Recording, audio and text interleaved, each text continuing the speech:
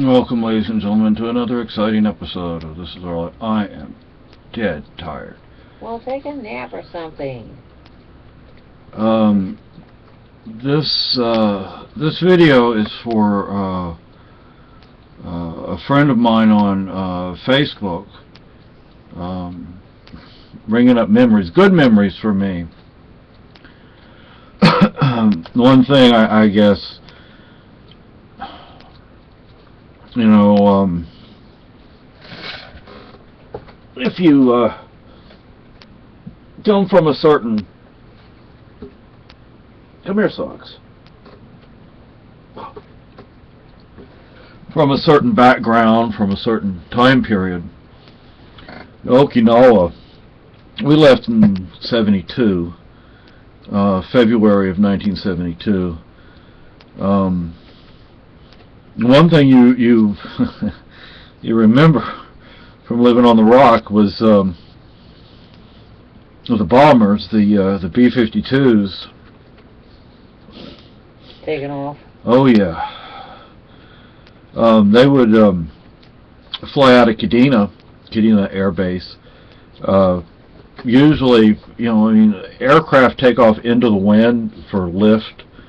For those who don't know that. And that's why if you see an aircraft carrier that's launching their aircraft, they'll get up to like full speed into the wind, so that because they have such a short takeoff area. Plus they launch the aircraft with the catapults to help give them, so they have that extra speed going into the wind to get the lift that they need to get up. So you think they would? They wouldn't want to go against the wind. They would want to go into it. In other words, like with the wind. No, you go the other way. That doesn't make sense. Yeah, it helps to you give think you it would lift. help them if they would get onto the wind and it would go with the wind? Yeah, it works the other way though. Stupid sounding. Well, anyway, so the reason I guess the bombers, the B-52s, would usually take off going east was probably because probably because the direction the wind was coming. We didn't spend a whole lot of time over there at Kadena, because my father was Army, so my father was Army, but most of his career he dealt with ships. He was in logistics most of his career. When he was first in the Army, he was with the 6th ID, 6th Infantry Division, Fox Company, as an NCO. And he wound up on a ship over in Korea during the Korean War, but in the Army. He's in the Army. No, actually, he was in the Army in Japan. Then he went into the Navy because he was a ship's engineer. He was already a stoker. He had his ticket as a ship's engineer. Oh, this goddamn piece of shit. And when the Army found out about that, let's just say that he didn't have much of a choice, and he went into the Navy with a commission, and he wound up over in Korea during the Korean War. And before he went to Korea, he was in the Army in Japan. Somehow he got a sleeve full of stripes. I don't know how that happened, because he wasn't in that long. But then, like I say, he got his commission in the Navy, and he was in Korea. But his career in the Army, like in Spain, he was port commander. On Okinawa, he had something to do with ships. To be honest with you, I don't know exactly what my dad did half the time.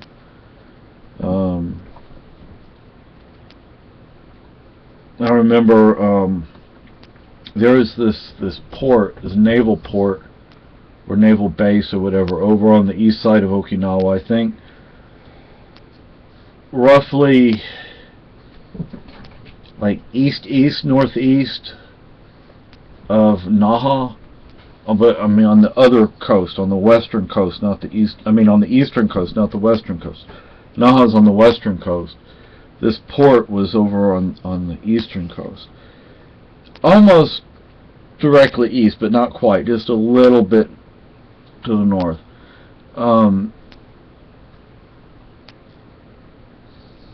He took me on this submarine. Now, where you could tell it was a I don't know how you would say major base, because it had a huge car park. I think more than one car park, a lot of buildings, and lots of ships. Although at that point there were actually a lot of empty places. I'm gonna sell a cat if they don't behave. And we're out there, and there's this submarine, and on the conning tower is a Special Forces emblem, not a Navy SEAL emblem. Nothing like it was a United States Army Special Forces emblem painted on the conning tower.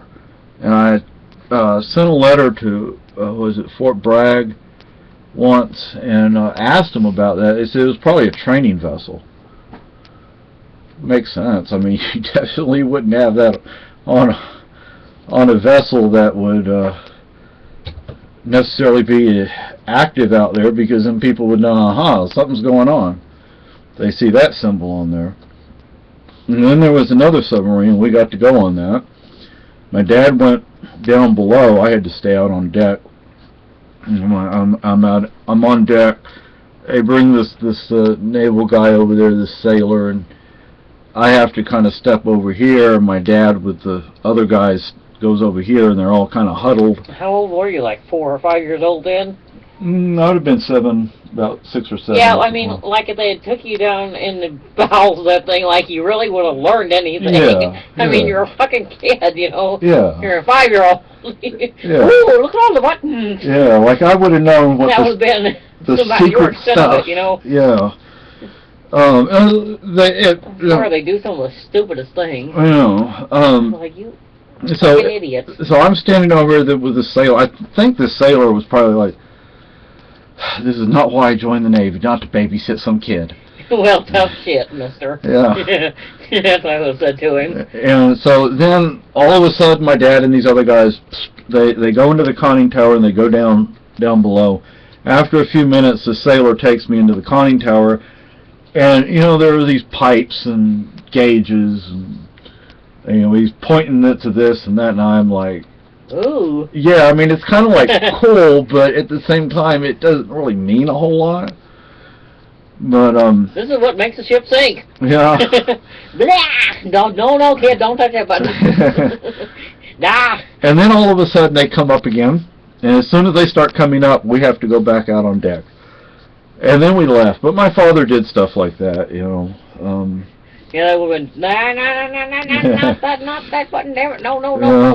The ship starts filling up with water. Whoops. But she worked pediatrics at one point, and I was in pediatrics. I had my adenoids removed, and I think twice I went in to have tubes put in my ears. Didn't you say you had to have your adenoids done twice or something like that? Oh, they grew back. Yeah, I was like, I've never heard of that one before. Yeah. You were really a mess, weren't you? Uh-huh. And they gave me, oh gosh, what's that? I'm sure you were really screaming. Yeah, well, I got ear infections like you would right not. And left. Oh, yeah. And it's not like it would be a mild or moderate ear infection. What was that one girl, she always got strep throat, I think it was. Oh, gosh.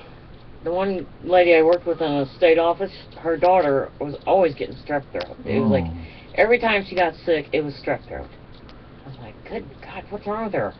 And I don't remember what hospital we would go to, because I was just a kid. I don't know. It was a military hospital. Yeah, but we lived on Machinado. What I was going to say about the bombers, because that was during the Vietnam War, and the B-52s, they would take off going to the east, and they would take a really sharp turn south. And we lived over on Machinado.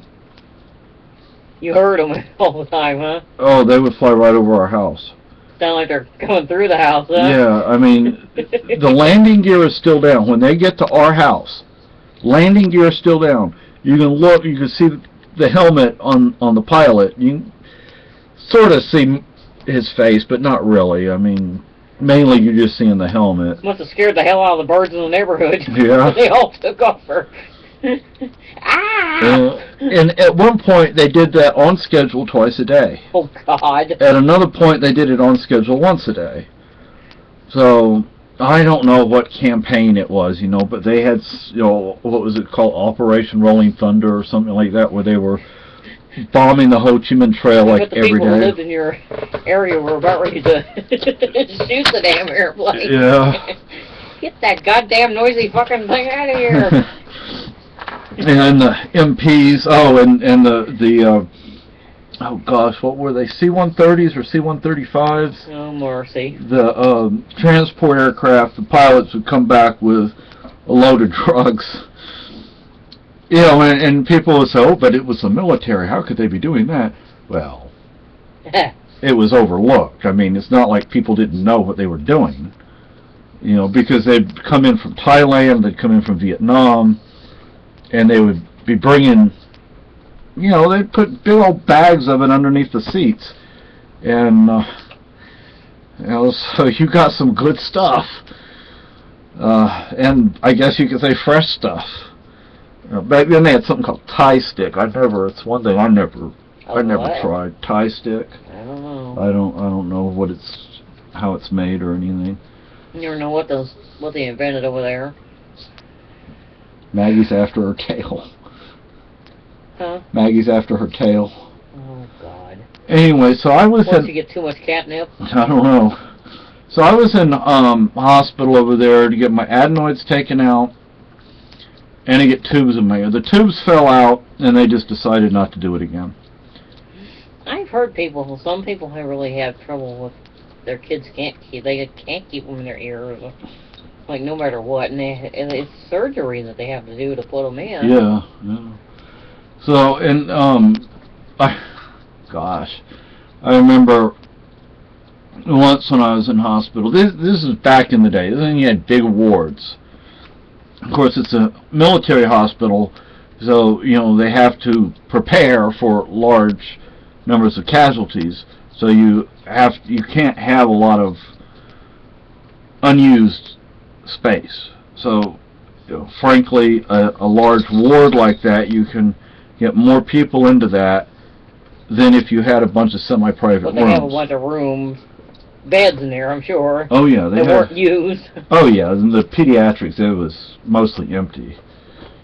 Yeah, all these squalling brats in there. But they had this toddler. Uh-oh. Yeah. And he was driving the nurses crazy, huh? He was driving me crazy. Oh. Now, he wasn't a baby. He was a toddler, so he could climb out of the crib. It was like a steel crib. You were about 7 or 8, huh? 6 or 7. Somewhere around there. And maybe 5. I don't know. I don't know how old I was exactly when I had all this done. So they put a net over the crib to keep him from crawling out. That did a lot of good. Well, it kept him in, but he would yell and scream. He was a brat, in other words. Well, he wanted to go home. He was afraid. You know what I mean. And and so I don't know if you worked in pediatrics when you may have had a situation like that. And please forgive me, I'm just like so tired. That's why I'm just kind of like blah blah blah blah blah. Well, lay down or something, for God's sake. What in the hell's wrong with you? Well, sweetie, I'm making a video. I mean, didn't you sleep right? Yeah, I slept. So my father had a job over on somewhere, I think, north of Naha. He did something at the port. Like in Vietnam, he was company commander for a heavy boat company, 329th Transportation Company, 329th Transportation. I think in Vietnam he was 2nd Logistics Command, in Okinawa he was 1st Logistics Command. I don't remember. That was a long time ago. I don't have all the paperwork anymore. I lost all that. But those were the days, people. Even at that age, you know, I saw things, and I don't know if you ever heard about this, but there was a little incident. I don't think you would have been, you know, even if you weren't PEDS, I don't think you would have. I mean, there wasn't anything you could have done because, you know, there was a lot of ordnance from the war still on the island, and one of my neighbors, he and his brother found this American bomb. Uh-oh. And it went boom. And he and his brother, you know, that when you're that little and you're right next to it and you're hitting it with sticks and it's been in the ground for 20, 25 years. Oh, shit. And that wasn't good. Mm-mm. Oh, Maggie. Anyway, yeah, I mean, some of the memories are not pleasant, but you know, I loved that island. I Maggie, mean, this is one of those days I'm ready to take you out and hang you up on the tree limb or something. But She's in heat and she's rubbing all over everything, including my computer, which I'm trying to type on right now. But I don't know. Oh, hush. Oh, who was your chaplain, or if you had one? Ours was No. Jim Stanford. Who he happens to be buried at Fort Sam in San Antonio. I don't know where Mrs. Stanford's buried. I don't know if they buried her with him or not. I went to his funeral. She died some years after he did. I was so pissed off when they... First of all, they played taps on a tape recorder, which to me was extremely disrespectful. Second, his coffin was made out of styrofoam. Styrofoam? Yes. And this guy was a World War II veteran. He was on Okinawa during the war. You know, and 25 years later, he's back on the island. This time, instead of as a, you know, a infantry soldier or whatever, he's a chaplain. He's an officer. I mean, like my dad. My dad started off as an NCO and he retired as a major. My dad was on the fast track to, at the absolute least, becoming a full bird colonel, but possibly even to get a star. But then he resigned his commission. And once you resign your commission, you're done. Yeah, that's the end of your career. So anyway, I don't appreciate that, huh? No, they don't. I got to take my boy out, so bye bye.